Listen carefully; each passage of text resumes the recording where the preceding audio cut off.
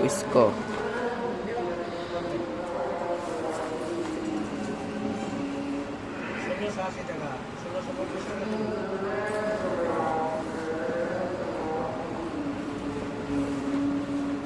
suspension গিরিস করে দিব